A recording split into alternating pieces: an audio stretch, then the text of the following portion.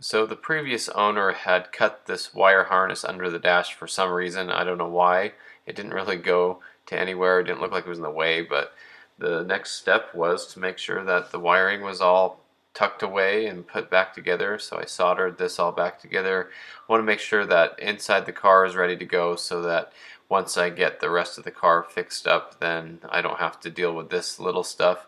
And sometimes with a car project like this, you just have to take little steps every day to make it turn into one good project. You know, might as well get rid of the small projects like this.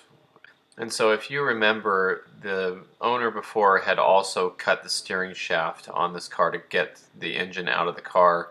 I believe the car had long tube headers, and so they cut the steering shaft because they didn't know to disconnect it and pull it through the headers or take the headers off or whatever. So the only way I could move the car around was to push it, or in this case I would tow it behind my Tahoe and then I would manually steer it with my hands and get it where I wanted. So the next thing I wanted to do was replace that steering shaft, and I have one out of my Sonic Blue wrecked GT that's a total parts car.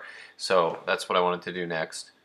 And if you've seen the videos on the Sonic Blue car, I show you how to get it all apart. Basically, you can take a bolt off here underneath on the steering column, and it telescopes out. There's two bolts there that hold it into the firewall, and then on the inside of the engine bay down here there's another bolt, and so you can see I fed it through. This is the new shaft, the other one was cut, and you can just put it on there, and there's a bolt that goes on there to hold it in place, and of course use Loctite on that bolt to make sure it doesn't come out. But that went very nicely. I telescoped it around and put it on. Now the problem I had was once I got this all installed, the steering wheel was completely upside down, and I think that has to do with when the kid had cut the steering shaft, he must have turned the wheel all over the place and messed up the clock spring.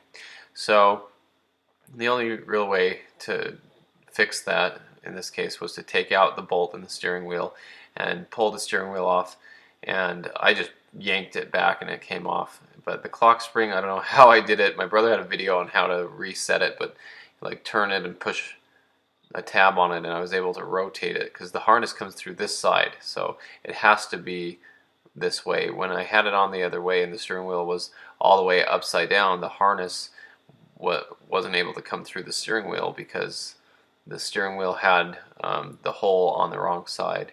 So sorry, there we go. Okay, so now that it's on, the harness comes out the right side there, and that's the way it should be.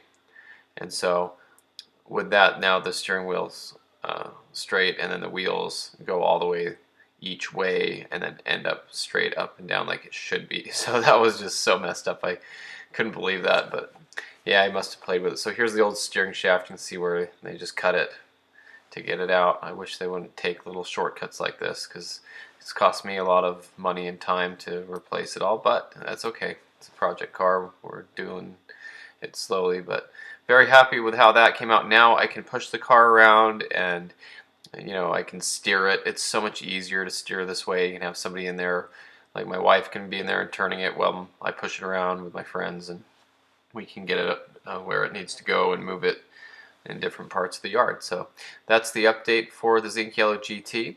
I hope you enjoyed this video. Stay tuned for more of this project and more Mustang content.